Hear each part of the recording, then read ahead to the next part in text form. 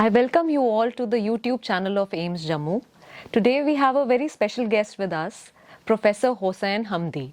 Sir is a professor of surgery and medical education, a medical educator, pediatric surgeon, scholar, professional and leader in higher education in the Middle East and internationally.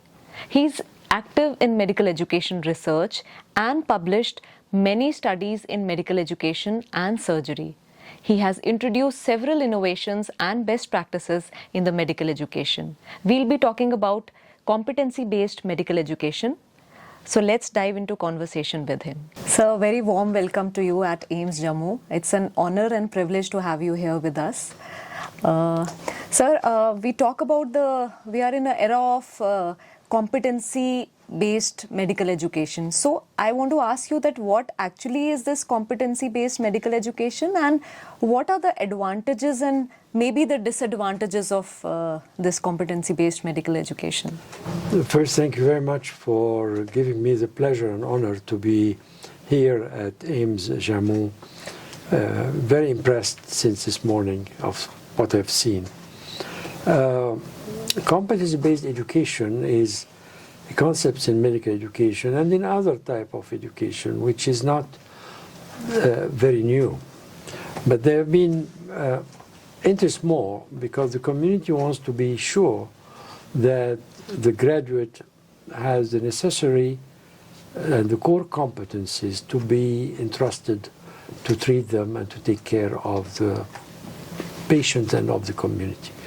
So there have been a movement over the last 25 years maybe, but more these days, that instead of basing the education on courses and you are accumulating and stacking the courses till the point of graduation, is that to start from a reverse. You start with the end point, which is what are the competencies, the abilities we want the graduate to graduate with and to have it, and then he will build or she will build on it later on through experience.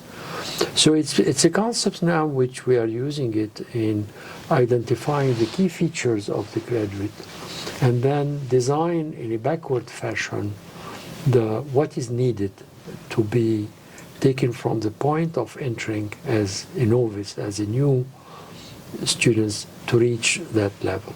And then how to assess it. So the community doesn't care about the amount of knowledge, but they want to see all the knowledge and the skills and the attitudes and the behavior of this graduate. And these are the competencies which they want to see. But one of the problems of the competence sometimes during the implementation is that we try to deconstruct the competencies into components. So we separate the knowledge from the skills, from the attitude, the professionalism, the ethics, and we try to teach each component separately. And assess it separately. And we think that by adding the scores generated, that we are redesigning the competency. As I was saying, that when you eat a good biryani, and maybe there is a difference between the north and south, and you taste it and you comment that it's very tasty.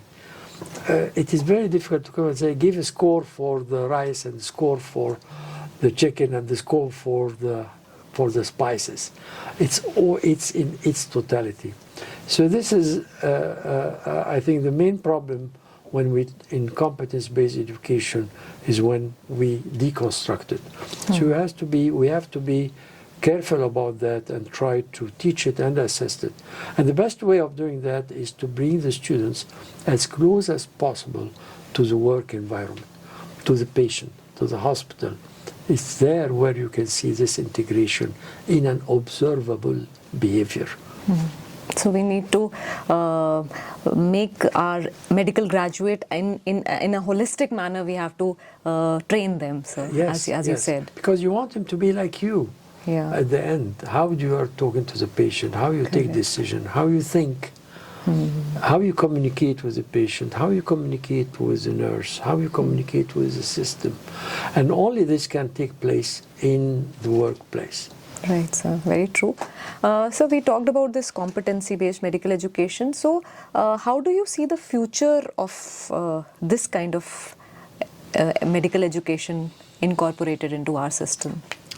Well, I think the future is, we don't know the future really, because the disruption which is taking place is very fast, whether with artificial intelligence, patient and population expectations, the way we live, we learn, the way we learn, the way we communicate, it's completely different.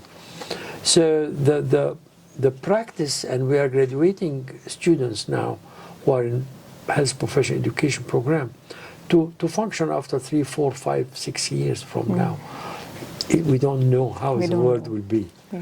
Every day there are changes and AI and so on. So this is a challenge. This is a big challenge. But it is important why to base education as much as possible very close to the workplace, to the environment there. Because to keep them all the time in classrooms and giving lectures and giving and test their knowledge, because this is, we are good at doing that, need to change, and is going to change.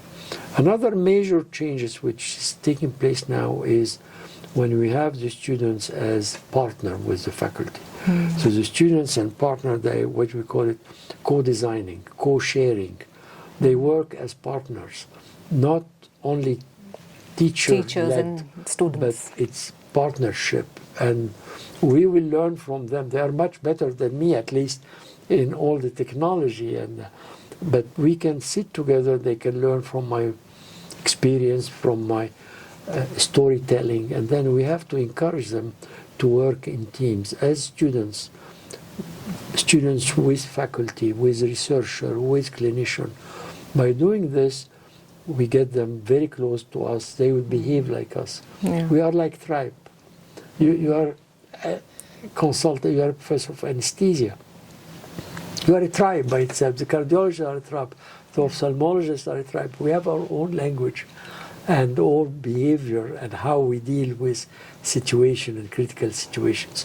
We have to embed them in this environment to learn, but we have to leave them for some times in this tribe or with this tribe, because the quick rotation, like 2 weeks here, 1 week there, is not useful. Yeah. And it is important to bring them to the workplace with those who are providing the service, so that they can behave like them.